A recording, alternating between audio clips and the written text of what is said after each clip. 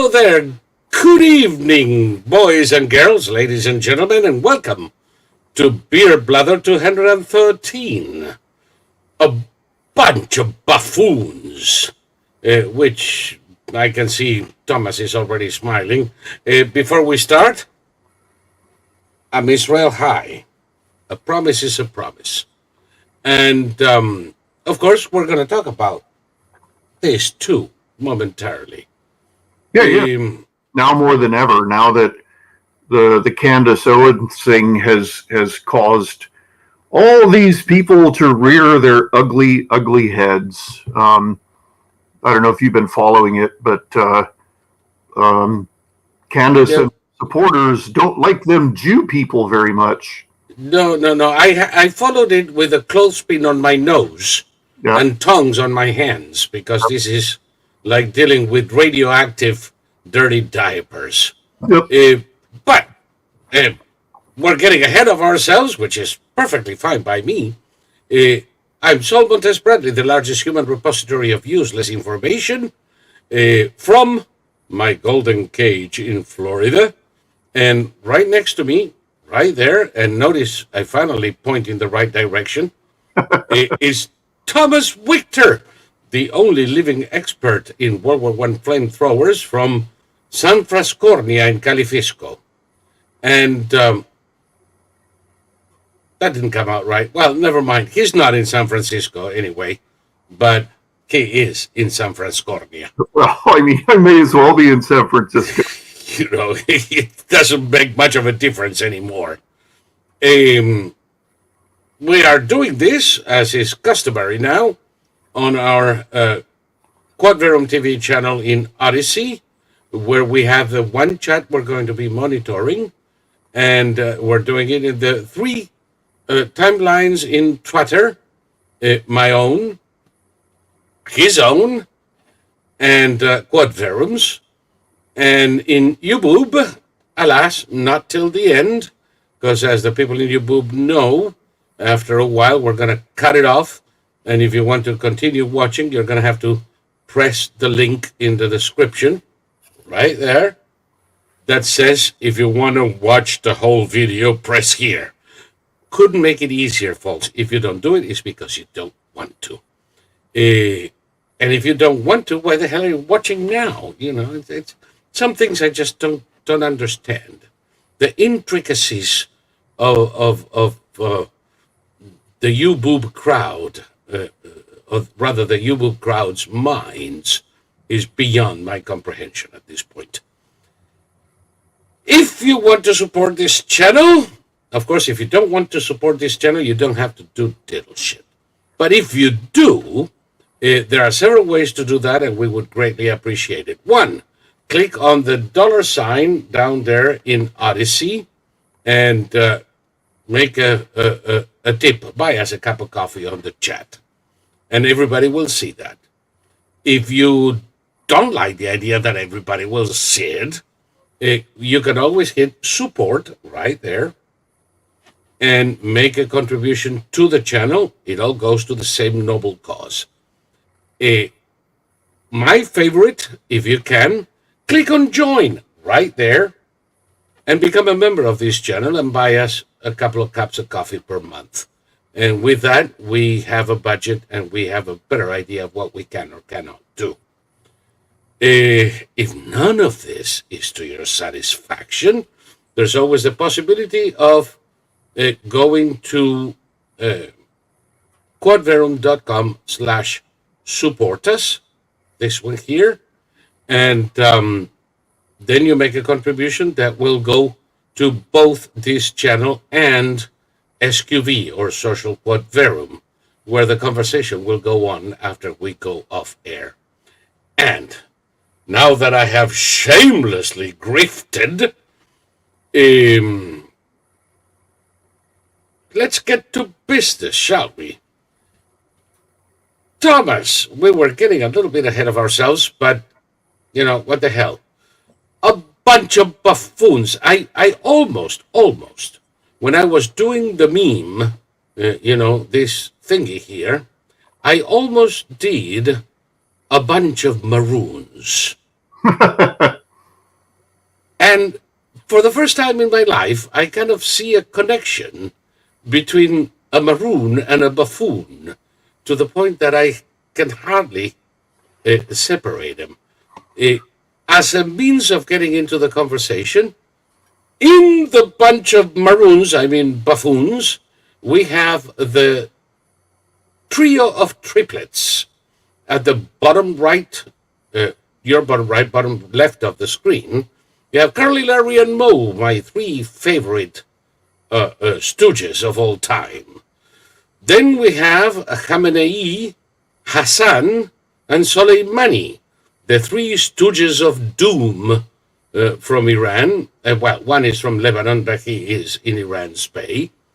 And in the top, we have the stooges from hell, Obama, Biden, and Clinton, the three stooges who have almost single-handedly brought this country to the edge of the abyss. And of course, we have a bunch of other maroons trying to push the three stooges out. Is the stooge from New York, Alexandria Darling, who still baffles me greatly because I cannot understand how somebody without a brain can walk. Next to her is soon to be an ex-human, Khalid Sinwar. Oh, Sinwar. Yeah, that's Sinwar. Oh, yeah, while he's still amongst us. Then we have Trans Joe. Tomorrow is his day of visibility. And overlooking this crowd is Vladimir, the stooge from hell. And I had so many more, I couldn't fit in there if I wanted to. So what do you say, Thomas? Why are we being dominated by these buffoons? Well, okay, in our case, we voted for the buffoons, so in a democratic representational republic, the voters get the government they deserve. So everything that's happening, we deserve. And if you look at the polls now, Americans are a lot more with it than they were in 2020. The Democrats are panicking left, right, and center. RFK Jr. chose a running mate who's a radical leftist. I don't know if she's a billionaire, but at least 100 millionaire. So the Democrats, you'll never guess, are changing the rules. No. And to qualify to get on state. So he's taking them to court. And if you remember a little while back, they were saying, we hope he gets in the race because he'll harm Trump. No, all the polls show Trump beating Biden anyway. But when RFK gets in there, the margin of it's bigger anyway. Higher. So, the Democrats are in complete disarray. They're running around like chickens with their heads cut off, and it's a glorious thing to behold. But as for the Middle East and Russia, those are dictatorships, and those cultures prefer dictatorships to anything else. So they respect power and strength, and the more ruthless a dictator you are, the more the people will support you. There are parts of the Middle East, such as the Gulf Arabs. They are nominally absolute monarchies, but in the case of Saudi Arabia, it's a benign absolute monarchy, and they've been gradually modernizing, and they're well on their way. I never thought I'd live to see this. They're well on their way to becoming a secular state, and the UAE is already a secular state, and I haven't looked into other countries, but I'm sure Bahrain is right there. It was the first Gulf Arab state to have a Jewish minority. A synagogue in Manama. Yeah, and you know, it's all these countries are looking to Israel to wipe out Hamas. When the Israelis prove that they can be as ruthless as is required, then all those countries will look to Israel to basically maintain the peace in the Middle East. To welcome aboard who they already call their cousins. Say it again. To welcome aboard. To welcome aboard who they already call their cousins. Exactly. Now they don't speak about the Zionist entity. No. They speak about our cousins. Exactly. So and I found that to be quite the change in the last year or so. Well, okay, we're talking about buffoons. The same buffoons who don't want us to help Israel or Ukraine, they also hate the Saudis, and their view of Saudi Arabia is, 60 years out of date, and they can't be bothered to inform themselves about Saudi Arabia. But just at the start of all this, I made some notes, and okay, it's really funny. Functionally, the U.S. is doing now what all these conservatives wanted, which is to cut off funding for Ukraine's defense. So what's happened is that the Ukrainians, since they can't fight the Russians on the Russians' terms, they're blowing up all the Russian refineries. And yes. America doesn't like that. So the Americans have told the Ukrainians to stop. And the Ukrainians have told them directly, what leverage do you have over us? Zero. Fuck off. Because aid was cut off to Ukraine, everything that we said was going to happen is now happening. Poland is getting ready for a war. France has probably already sent combat troops. Nobody's sure. But France is getting ready for a war. All the Baltic states are getting ready for a war. Italy now, I just discovered that Italy has been quietly serving as NATO's point air force in intercepting the Russians, and there's an Italian fighter squadron based in Romania right now. Yes. So, and we already have our Screaming Eagles back in Romania. Right. So the people who hate Ukraine were jibber jabbering about World War III. World War III. We are now closer to a global conflict than we've been probably in the last 40 or 50 years. Yeah. And one that's been brewing for a while. Right. I have something to show you. Before you do that, I just want to stop up and say, because these people were so stupid and short-sighted, the very thing that they claimed they wanted to avert is now more likely than not going to happen. So rather than helping Ukraine and stopping the Russians, now we may indeed end up with a shooting war in Europe with everything else that comes along, including possibly, if Putin actually has the means, Putin ending the whole thing by firing off nuclear weapons. So that's how buffoonish the Ukraine haters are. The very thing that they claim they wanted to avert is now. We've said it all along.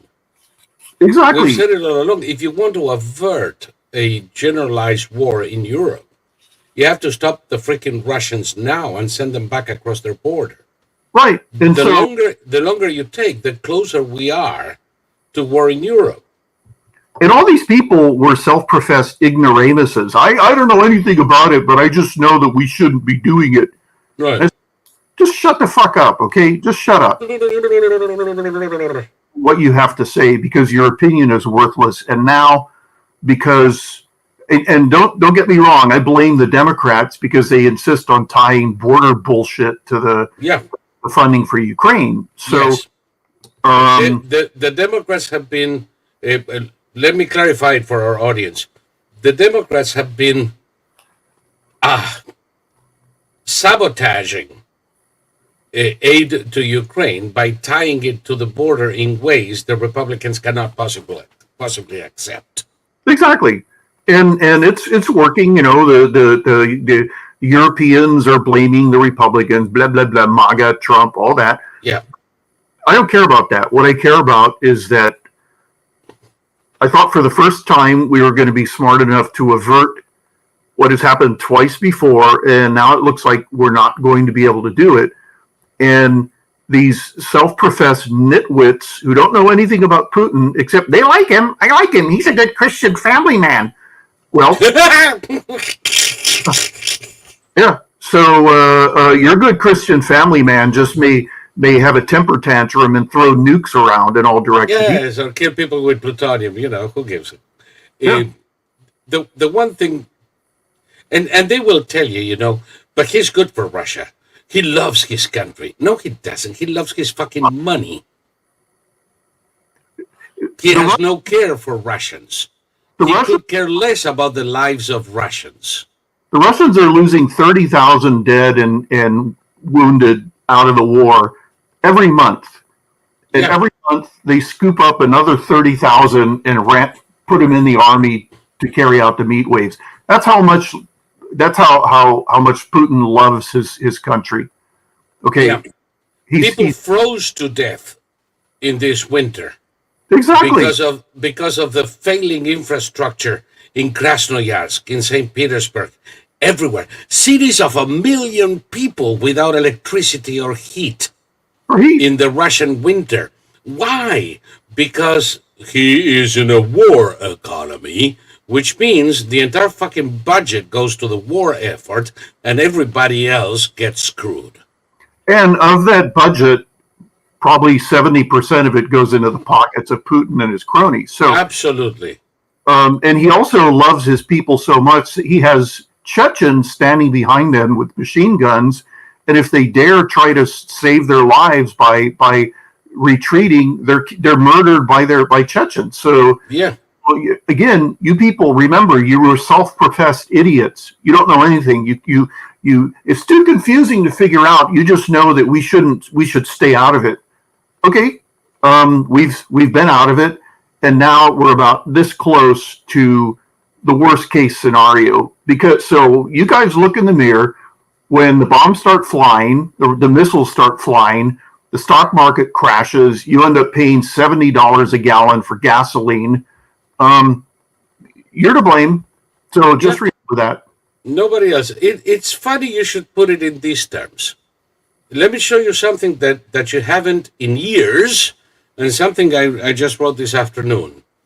This I wrote in November of 2017. November 2017. Mm-hmm. Sorry to be a party pooper, but with so many distractions, some forget we have a war going on. And I start talking about al-Baghdadi, ISIS, Russia, and all that jazz, and the Obama geniuses. They finally resolved their lack of Syrian policy with a new policy. Arm the terrorists and let the Russians in.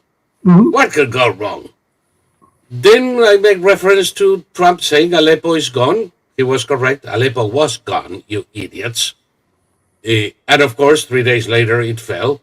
And at that point, Thomas Victor and myself proclaimed that ISIS, and by the way, this is when Trump came into office, Thomas Victor and myself proclaimed that ISIS would be gone by the end of October.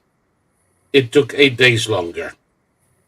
Even a month ago, the usual idiots refused to see what was going on. And I speak about the demise of ISIS as an operative army. Right? Hmm. But then I say, if courtesy of Obama, what was a problem circumscribed to a few countries is now a cancer that affects over 30 countries around the world. The arrival of Al Shabaab into the club,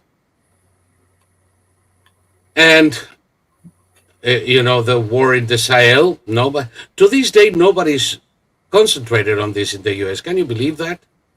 Yeah, because the idiots are running the place, so Yeah. of course they're not. They don't. Biden couldn't find the Sahel on a map if you Oh God! If you offer him $1 million, yeah, Uh, or but look at this. All of this area that I posted in November of 17 is where the shit is going on today in Mali, Niger, in Nigeria, in Chad. And this comes completing the picture. To the east, just south of Egypt and the already fucked up Sudan, are those guys we just bombed. See the peculiar shape of the land? That is the Horn of Africa. Across that tip, in just a few miles, is Yemen. Yeah, the land of the Houthis. Those lovely asswipes financed by Iran firing missiles at Saudi Arabia. Remember that? Mm-hmm. And the Chinese were building a base. Of course, it's done. And there we have the bottleneck. And here we have something that is very prescient today, which is the shipping routes and voyage times between the Indian Ocean and Rotterdam through the Red Sea or around the Cape of Good Hope. Now, this, again, this is November 17. Bab el Mm-hmm. Mandeb is where Japanese cars and Middle East oil pass on their way to Europe, and European goods on their way to Asian markets. Of course, we use it too. It is the Achilles' heel of Western and Japanese economies. What would happen if it's closed? You would look back at the Great Depression as the good old days, which is precisely what you just said. Yeah. So, Uh-huh. yeah, so while Obama was playing with himself, I mean golf, China and Iran and a horde of terrorists were allowed to expand into the Mediterranean and sub-Saharan Africa and set up shop around the most important narrow passage in the planet. Now, all of this comes in. Trump kind of put the genie back in the bottle. And defeated ISIS in Syria and kept the Houthis under control. But, by the way, in 17, long before the Abraham Accords, a couple of years before the Abraham Accords, I said, in the process, Israel, the Saudis, and the Gulf states are taking diplomatic relations. Who would have thunk? Women can drive in Saudi Arabia. By the way, did you see the Saudi woman that's going to the Miss Universe contest? Mm-hmm. Holy crap. They didn't put a veil on that one. But the thing, let me see if I can get it here. Sometimes it cuts and I don't know why. Let me see.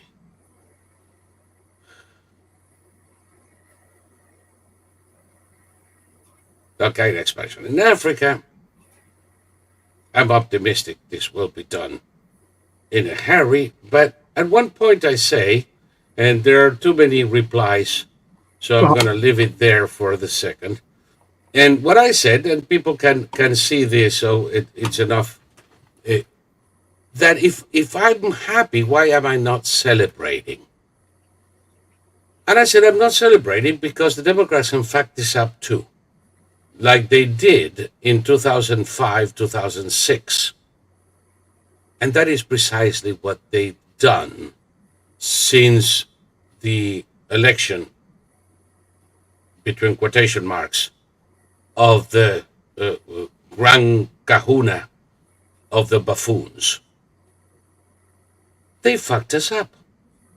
They returned Afghanistan to the terrorists. They consolidated the delivery of Iraq to Iran. They cut off Saudi at their knees with the Houthis, who are now practically closing Bab el Mandeb. And they've sent the entire world into a spin to hell. Yeah. It can be fixed again. Oh, yeah. I mean, okay. But only when Trump takes over in November, because if I don't know that the world can come back from 4 more years of this shit. No, I mean, the world will always be able to come back, but the question is, how long is it going to take? And you know, I live off my investments, and I had to deal with 8 fucking years of Obama.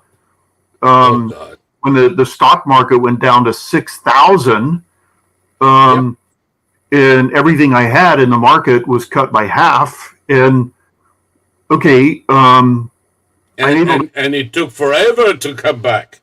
Yeah, I'm able to pay my bills, but if Biden is in office 4 more years, then I'm going to be like 80 years old before everything recovers. And yeah. Well, that's what I mean. We don't come back fast. We still can. Oh yeah, but we still can. But if the damage becomes, how shall I put this? Well, bad enough. Yeah, institutional. If the damage becomes permanent, then we're royally screwed. I mean, if they actually close Bab el Mandeb, and we do not destroy them, we're shit out of luck. Well, okay. The same people who hate Ukraine also hate Israel, and Israelis just showed what you do in order to get compliance from Russia and Iran. They launched over 200 airstrikes on the Russians in Syria, and suddenly Putin announced that he could no longer guarantee he could no longer protect Bashar al-Assad. So goodbye, good luck. I'm going back to fight the Ukrainians. And the Iranians said, we can't risk our few remaining Quds Force officers. So you get compliance from these people by bombing the hell out of them. And that's what the Israelis did. And just to make everybody on both sides gnash their teeth, today, the White House, not Congress, the White House okayed a shipment of hundreds and hundreds of aerial munitions, plus, I think, a couple of new F-35s and tons of spare parts for F-35. Yes. And Biden didn't go through Congress because he said that this was all approved in 2008. Which is true. Fine by me. So here's Biden pounding the table, telling the Israelis what to do in order for Biden to woo the 0.4% of the American population that isn't going to vote for him because he's supporting Israel. And he goes ahead and he ships them exactly what they need to continue the bombing campaigns. And so he's a buffoon because he's managing to piss off everyone. So it's just not. I mean, he can't be saved. He can't save himself. He's too incompetent. The people surrounding him are too incompetent. But speaking of buffoons, there's no excuse. Austin. There's no excuse for people to, claim. Like, okay, with this whole Candace Owens nonsense, Candace Owens didn't get fired because she criticized Israel. She got fired because she was repeating terrorist propaganda. She was accusing Israel of committing genocide. And every single American who says that is exposing themselves as an idiot, because you don't commit genocide with smart bombs. You don't commit genocide while using the tactics of the Fourth Revolution in military affairs. That's not how you commit genocide. The Israelis, all you have to do is look at the daily operations. They don't have the means to commit genocide with the assets they have in Gaza and surrounding Gaza. It's the Israelis no longer use dumb artillery rounds except for open fields where they know that there's a tunnel entrance. They want to seal it off, so they fire a salvo of dumb artillery munitions. But the Israelis have smart mortar bombs, okay? GPS guided mortar rounds. You don't commit genocide with weapons like that. I mean, this is just moronic. If you accuse Israel of committing genocide, you're a moron. You're a moron on every possible level. In even if you take the fake, outrageously inflated Palestinian death toll, if you take it at face value, what's the population of Gaza? Like 5 million? 2.2. No, Gaza is 2.2 million. 2.2 million. 30,000. Which is, okay, let's think about that. It's a bad weekend in Chicago. Well, let's just think about that for a second. The Israelis still don't know how many people were murdered by Hamas on October 7th. But the Palestinians not only know the name of everybody, they have no unidentified bodies, they have the age of everybody. Boom, the second it happens. You believe that? Then again, yeah. And what I love is in their figures, the total number of children killed by Israeli strikes goes up and down like a fucking yo-yo. And I don't mean the daily figures, I mean the totals. It's like on Tuesday, 7,348 children have died. On Wednesday, 6,152. What, 1,000 came back to life? Well, I know it's Easter, but give me a freaking break. Do you remember when the British Lancet came out and said that 1 million Iraqis had been killed by the Americans? Remember that? Okay, that works out to 350 every day killed. Yes. There wasn't a single mass casualty event in the entire period. There wasn't even one number. By the way, have you noticed how all of those figures have gone into oblivion? Of course, because everyone was lying their fucking asses off, just like they're lying about Israel. Yeah. And it's... And by the way, if it's true that Hamas had 30,000 cretins under arms, and there are only 4 battalions left in Rafah, well, there are at least 20,000 dead Hamas soldiers, aren't they? Well, okay, here's the thing. For every Hamas soldier, they have something like 5 civilian support personnel. Yes. And the Hamas proudly uses, openly and proudly uses child combatants. Yes. It uses female combatants. Yes. So this notion, and on top of it all, they are deliberately using these people as shields as they hide among them. True. So this is an existential war. And, the Palestinians to this day overwhelmingly support Hamas and the attack on Israel on October 7th. Yes. And they would support it again tomorrow. And Hamas has every intention of carrying it again tomorrow if they can. Not one American who accuses Israel of committing genocide gives the tiniest crap about any living Palestinian or dead Palestinian. No. They just hate Jews. That's all there is to it. Absolutely. And that's axiomatic. So, I don't know. There's no excuse to be this stupid. If you're lying, fine. I understand. You hate Jews, so you're going to lie. But the vast majority of them are just stupid. They're repeating this now because it's fashionable. It's a fad. And this is no different than, okay, I watch a lot of police videos, and these people being arrested must watch a lot of police videos because they all talk exactly the same. All the women, they say, I wasn't doing anything. Let go of me. That's new. That's only come out in the last year or so, and now they're all doing it.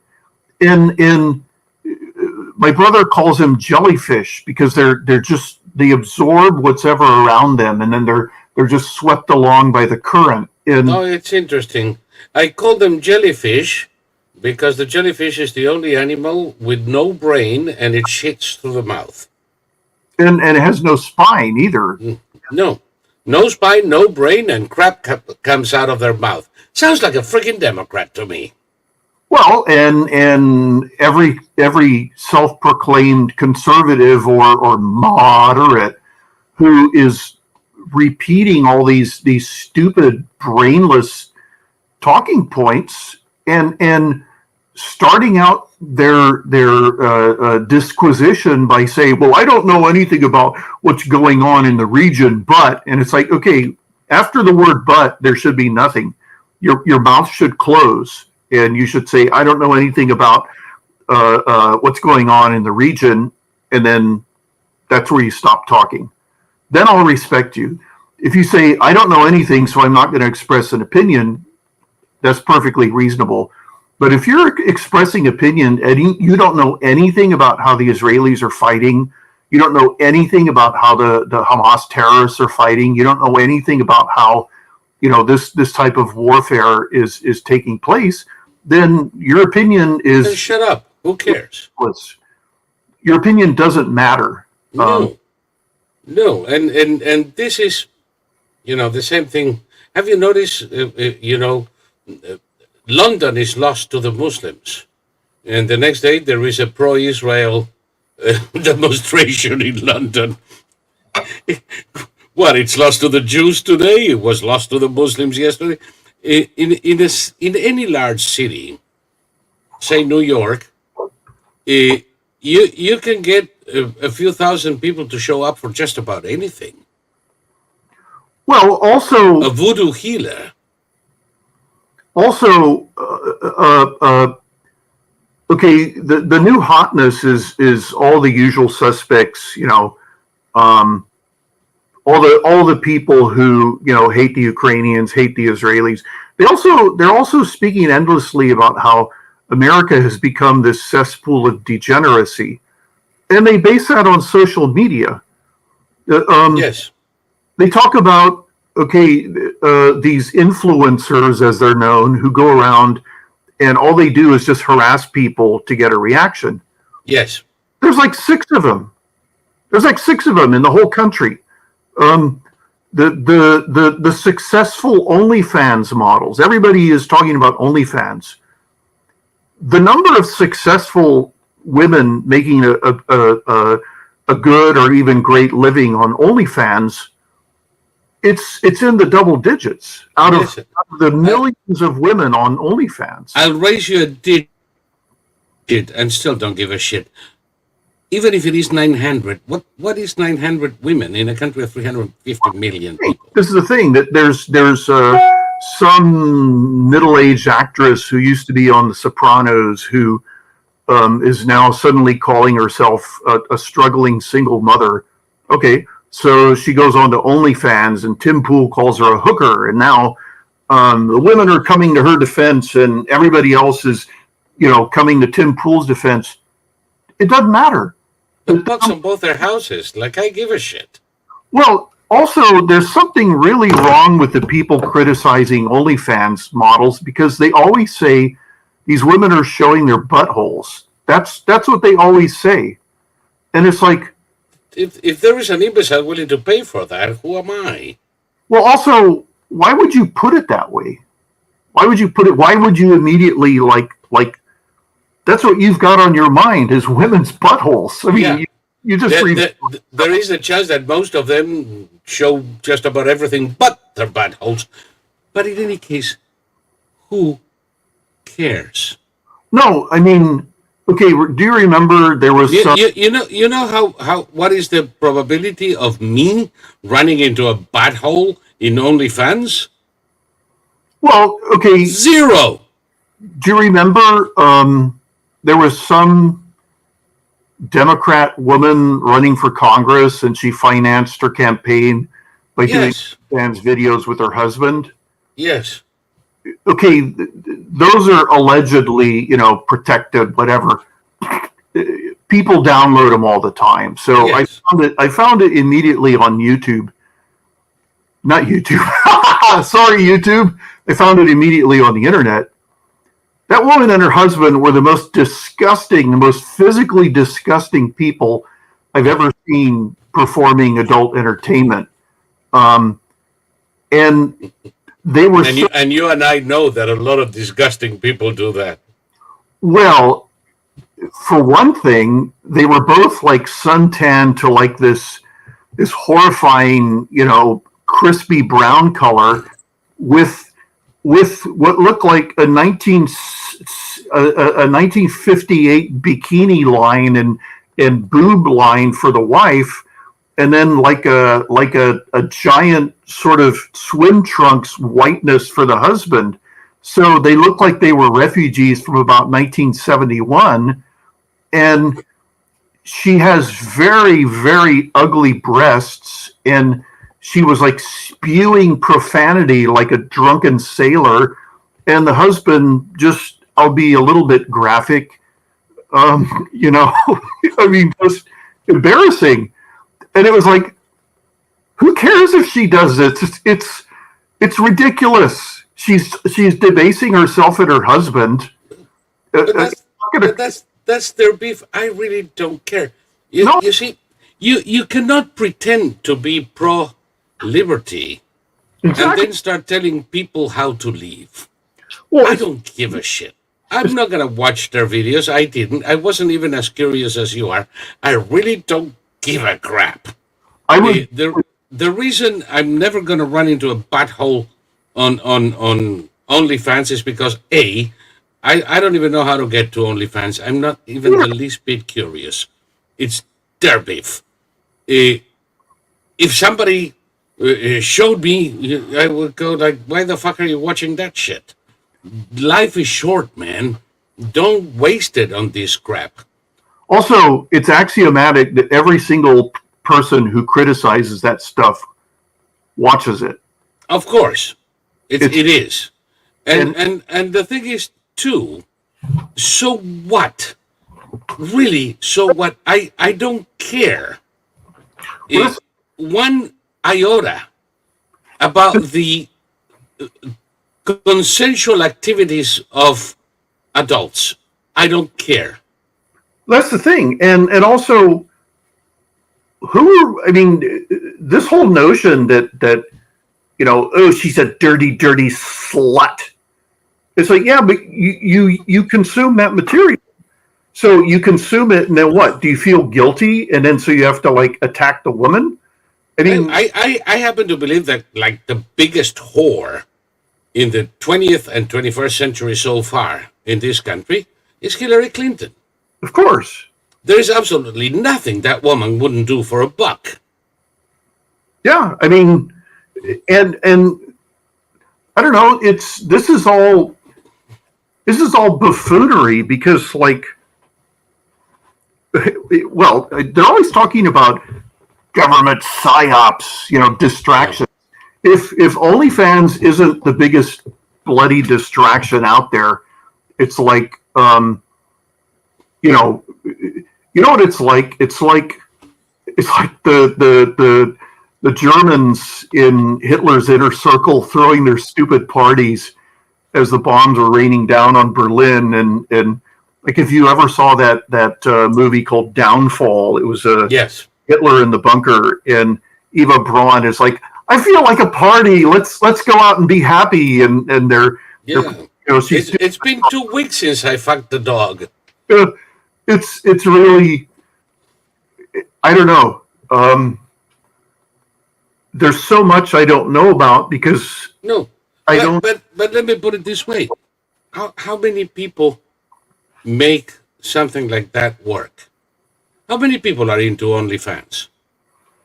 I mean, literally, there's thousands and thousands of women trying, and the number of who actually make a living off of it are in the double digits. No, but how many are trying? 10,000, 20,000, 30,000, 40,000. Again, it's a tiny number. You want to make it 100,000? I'll give you 100,000. That's 0.001% of the population. Give me a fucking break. Yeah. There's nobody. No. If you bring a voodoo healer from Haiti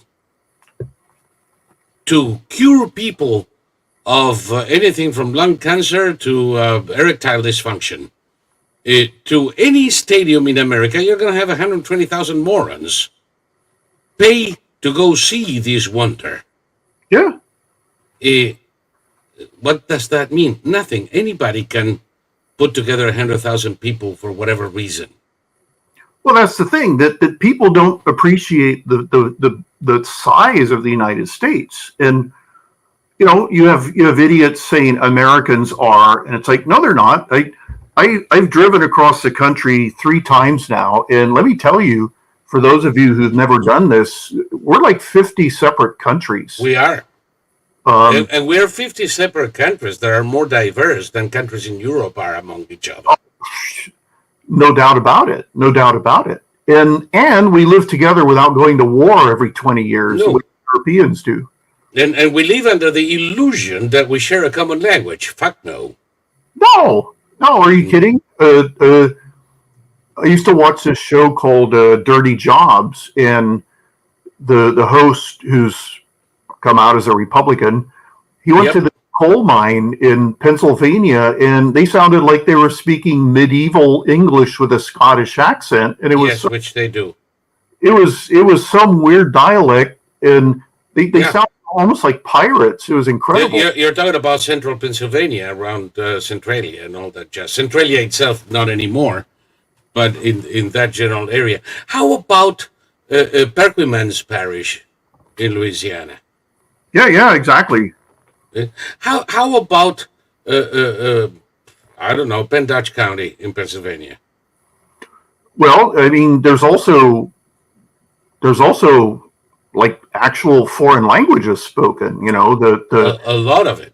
The weirdo Cajun French Creole. The like you said, the Pennsylvania Dutch. The Pennsylvania Dutch. The Cajun. Because, by the way, that ain't French. No. It's not English. No. It's something, the product of their own weird development in the past 400 years. There are places, obviously, if you come from, say, International Falls, Minnesota to Miami, it's like you are in a different universe, not in a different country. Well, okay, buffoonery is a continuum, and you can have one extreme on this end, which is the Democrats supporting Biden are now telling us that there are no problems at all in this country and we're better off. Bidenomics, everything is wonderful, hunky-dory. And then the buffoons on the other side are saying we're a degenerate cesspool that has seen its best days and it's collapsed. And yes, both of those are, again, this is the fallacy of the excluded middle. This is how children think. And we know that on the leftist side, they're doing this for politics.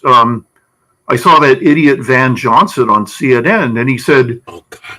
He said the stupidest thing I've ever heard. He said that food prices are a little sticky right now, and paying mortgages is a little sticky, but people, they let themselves be blinded by that, and they don't really realize how well off they are.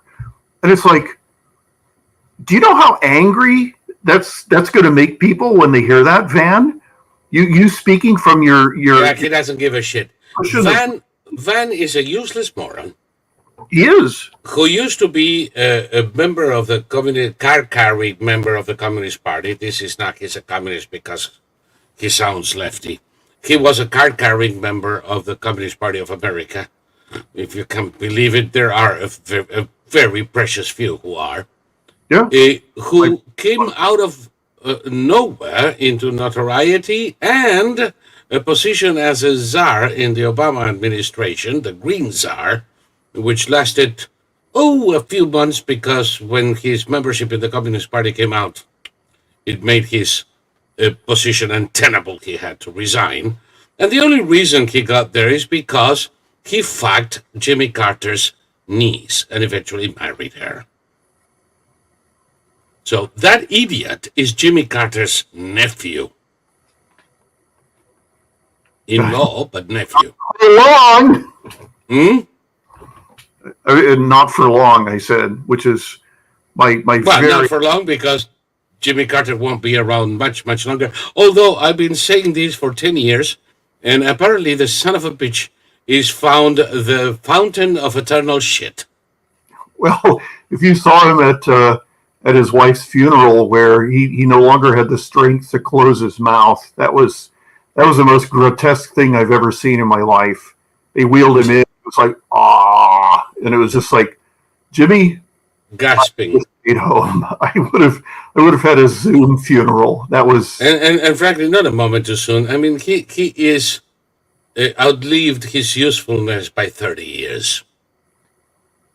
I whatever. I never understood. When he stood in front of reporters in, what was it, 90 something, 98 or thereabouts, assuring them that the election of Hugo Chavez in Venezuela was a perfectly kosher democratic election. At that moment, he should have been struck by lightning. Well, don't forget, it was Carter who flew the Ayatollah Khomeini to Iran because Zbigniew Brzezinski said that the chances of the Ayatollah exporting jihadist fundamentalist terrorism was zero. Zero, I tell you, zero. And by the way, his daughter Micah is still as fucking stupid as his dad ever was. And he flew the Ayatollah from Paris. From Paris. Where he was like the resident exotic animal par excellence, loved by French academia. Of course. Because they like anything hairy and with stupid ideas. Well, also, what? Yeah, and yes. What a world! Think about the world that you and I have seen. I mean, my desire is to live as long as possible because I'm in an. I mean, sometimes it's hard, but I just want to see what happens next. And when you look back over, I became aware, geopolitically aware, when I was about 18. And looking back on all the incredibly wrong-headed predictions made and the statements, the assurances and all this, and you just, I never trusted the government because I could see with my own eyes that people were making outrageously brain-dead pronouncements. Yes. All the time. And, my forte was military stuff. And as an 18-year-old kid, I knew more about the military than people in charge of the military. And it was shocking to me. It was like, how can this be? And it's like, well, because that's politics, son. Yes. Are we really in the hands of these idiots? I used to ask myself. And the answer is yes, we are. Well, there's a brilliant song in the musical Little Abner, which I think comes from the late 40s or early 50s. Yep. And it's called we're in the very best hands. The government has the government they're looking out for us, and so don't. It's a really sarcastic song. We're in the very best hands there are, and it's really, it's amazing that we get as much. It always takes crises for Americans for the best of Americans to come out. And I wish we could. We have to be circling the drain. Exactly. We have to be circling the drain until people can, until the moment where people can smell the sewer coming up. Yep. They do nothing. Well, the way I always described it was that we periodically walk up to the edge of the abyss and peer over and then say, no, I guess I don't want to fall in. And then we make one of these legendary American 180s turns. And we're in the middle of one of those turns right now. I saw a graph on CNN that was making them all aghast, and it showed the small donations to Biden and the small donations to Trump. And, you know, it was like Trump was beating Biden like 10-1, and they were all. Speaking of small donation and grassroots fundraisers, that picture in the meme, that picture in the meme over here, let me see if I can remind people. That picture in the background, you know, the three political stooges, is actually very recent in what the Democrats called a grassroots fundraiser. Yeah. Now, I'd love to see what the fuck they think it's grass, because the grassroots fundraiser was the Radio City Music Hall at $500,000 a seat. Yeah. Well, also, and by the way, and they raised $25 million. Yeah. Now, think of this for a moment. Yeah. They raised $25 million. Huge. I tell you, it's huge. At like $500,000. It's 50 people. Bob. No. 2 people, $1 million. Yeah. Yeah, it's 25 million, 50 people. Yeah. Really, what a crowd. There was a crowd outside, but it wasn't protesters. Well, also the what's the term I'm looking for? The center of attention, the star celebrity of them all was the singer Lizzo, who's having her big fat ass sued for sexual assault on her dancers. I mean, whatever you do, we were talking about buttholes a moment ago. Do not put butthole and Lizzo in the same sentence. Well, it's because it's like a Krakatoa, man. See, the hip hop world is now exploding because the two major figures, Dr. Dre and P. Diddy, are being exposed as having outrageously illegal parties where. No shit, Sherlock. And today, the singer Ice Cube came out, and his video, he said, he started out by saying, "You and I don't belong to the club." And he said, "What club is that?"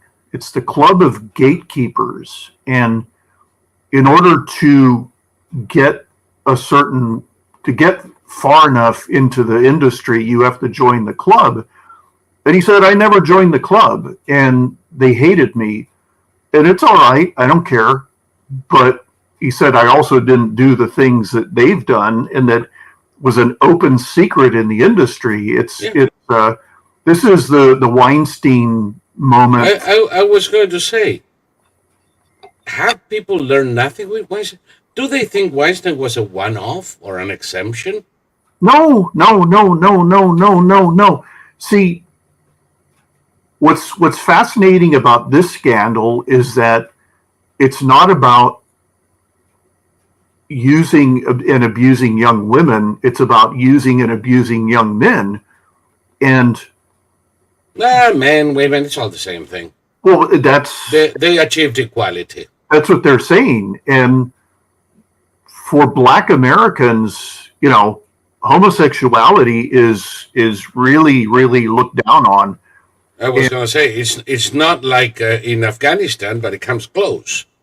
Well, the I saw a video. I won't name the actor, even though I could, because he was recognizable in the video. And he was trying to forcibly seduce a young man who was trying desperately to not lose his cool. And finally, he stood up and shoved him away. And I swear to God, the actor just kept coming at him like a sex-starved zombie. And it wasn't his first rodeo. This was the guy's way of life. This is how he did things. And you just like these people get money, and all they want to do is reach the bottom of the barrel. They want to debase themselves in ways that you can't even imagine. And it's amazing to me. Now they're talking about P. Diddy. Everybody knew what that guy was into years ago. Oh yeah, no, I heard about it, and also Dr. Dre, and years ago. The first time I heard about it was 6 years ago. Yeah, and now they're figuring it out. Well, see, all it took was for someone to come out, and then others to join in. Yeah, but I'm waiting for somebody to spill the beans on Oprah. Oh well, she's facing all sorts of problems right now, and it all started with her. She was a multi-year board member or partner with Weight Watchers.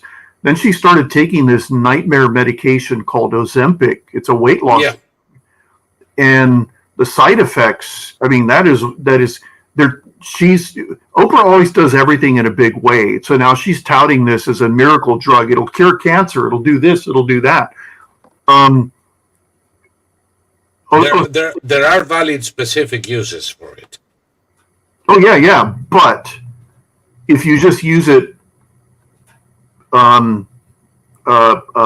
indefinitely for weight loss, the side effects atrocious.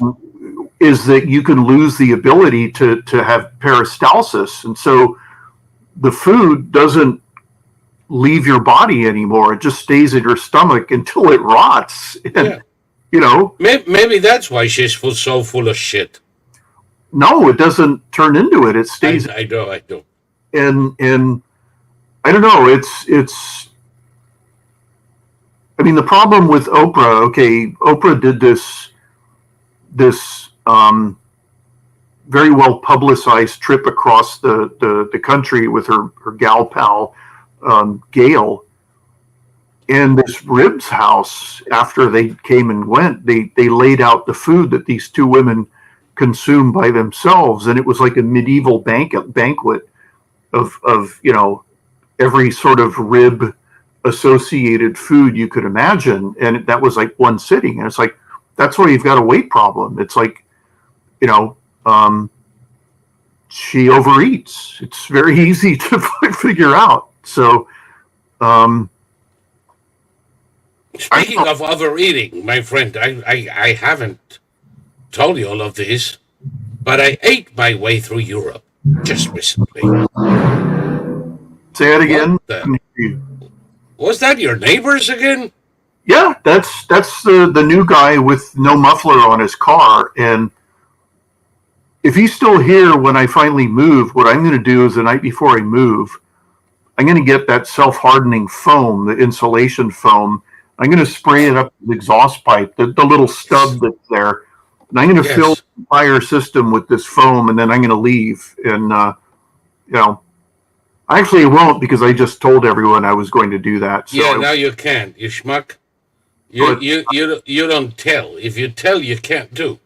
Well, see, he sets off all the car alarms every single time, and it's so tedious, and like what kind of person loves cars and motorcycles that have no exhaust pipe? It's little shit. I have plenty of those out here in Florida. It's little fucks with no money. A 1980s clunker, and the notion that if they only had the money and the training, they could be like Fittipaldi, or and they're not. And they're riding around in these throwaway cars, making more noise than a caterpillar. I don't get it. It's a middle finger to the world, and it's like, okay, your introduction to this guy is him shooting you the finger, and it's like, I don't understand the mindset. Like these people don't understand the concept of being a good neighbor. It's alien to them. No, they don't. They never did. It's like, I remember a trip I did once to the city of Natal in northeastern Brazil, Rio Grande do Norte. Is the poorest state in Brazil, kind of like the Russia of Brazil. And I got to the house of a friend, and they had a room prepared for me and all that jazz, and I said, well, great. And then I was literally woken up by the stench coming from the street. Stench. It was an unbearable odor. And he showed me how the city didn't collect the garbage. Mm-hmm. So the garbage collected on the streets, and when they got tired of kicking it, they threw it over a rampart into an artificial lake. Now, the artificial lake had ceased to be water a long time ago, and it was this miasm of shit and putrid crap that released this awful smell and gases. And when the wind came from that lake, there was no way to stay there. And he was blaming the city government because they don't pick up the garbage. And they say, how about you assholes? Yeah. Would it be too much trouble for one of you every day to take the garbage to a dump? I mean, between the lot of you, you can buy a little trailer, and every day one of you makes the trip to the dump, and you have a clean and nice smelling street. Well, the problem is that nobody gave a shit about the next guy. They don't know what being a good neighbor is, and they never will learn. Well, my neighbor in whose house I eventually lived, that was a house I lived in before I moved into this one. She was born in 1896, and when she had her house built, there was no municipal garbage service. So what everyone on the street did was they had their own garbage day, and they would, they didn't have garbage bags in those days. But they collected the garbage somehow, and then somebody would drive it all to the dump, and then this duty rotated around week by week. It's like, oh, it's your turn, and this was all done voluntarily, and it was, and she buried, if she had stuff that it wasn't dump worthy or whatever, she would just bury it in her backyard. So when she had this little tiny ramshackle one-car garage, and we demolished it and put in a big one, but they had to grate the ground, and we found all sorts of treasures that she buried. We found an old license plate. Her license plate had been changed, and so she just buried the old one. But yeah, like you said, they would just go to the town dump, and I don't know, the people with the loud mufflers they suffer. It's very trendy to say this now, but they suffer from main character syndrome, where they're the main character in the drama that is their life. And so that fat little schmuck sees himself as this handsome playboy, and every time he drives around in his ear-splitting car, all the girls go, "Look at that giant penis going by." And it's just like, "Hey babe, how do you like my muffler or lack thereof?" I don't know. It's so third world. I just don't. It is very third world, but trust me, they're not gonna pick up girls with that kind of shit. No. No, they're not into noise. This is like the gayest form of self gratification that these third worlders can come up with. Yeah. Oh, it's everywhere. My brother called me yesterday, and he was all cheerful. He's having a bad time of things. He's on a new blood pressure medication, and it makes you depressed and sleepy and all of that. So, but he was in his bedroom, and the neighbor's rooster started crowing, and he said it sounded like it was amplified. It was much louder than it had been. So he went out to the living room, and he could see through the sliding glass doors that the rooster was on his back porch, and it was huge. It was the size of a turkey. So he went out there to see if he could figure out how to get it back over the wall, and it attacked him. So he just picked up the broom, and he started bashing it with the broom, and it started running around the yard, and he was chasing it around the yard, bashing it with the broom, and it couldn't fly over the wall again. And they apparently have something stacked up against the wall on the other side, so it had climbed up and jumped over, and then it was claiming his property by crowing. So he decided he was going to herd it. He has a little side yard that has two gates. One to have to go. It gates off it's like those bank doors. You go into the outer door, and then you wait for them to buzz you into the inner door. Yeah. So like a jail. Exactly. He wanted to herd the rooster into this yard so he could close the door and then let it out on the street.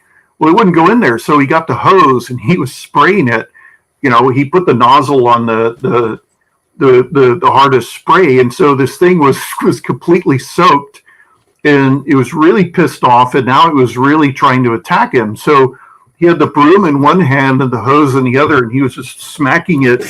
And so finally it went into the yard there, and he managed to close it off from the big yard, but then it went crazy, and he couldn't get to the outer gate because this thing was attacking him.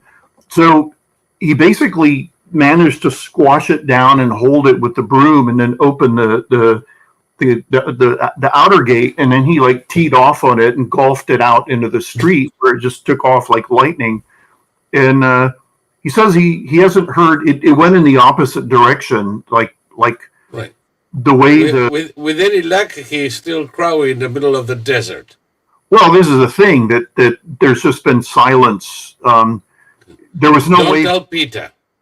The rooster has never been outside of the property, so there was absolutely no way it could find its way back home. And, I'm sure with all the newcomers coming into his neighborhood, they saw it and he went, "Ooh, dinner," but he was shocked at the size of it. It was the biggest rooster he's ever seen. So, but it he goes, but you see, your brother is a Neanderthal. He should have sat down and negotiated with the rooster. I'm sure that they would have been able to come to a two-state solution, dividing the backyard between the rooster and himself. And the rooster would have stayed on his side on condition that he'd never crowd again. But your brother didn't want to negotiate, did he? Well, the rooster didn't. The minute he went out, the rooster attacked him. It was like a fight cock. And now we've defined the problem with Israel and Hamas.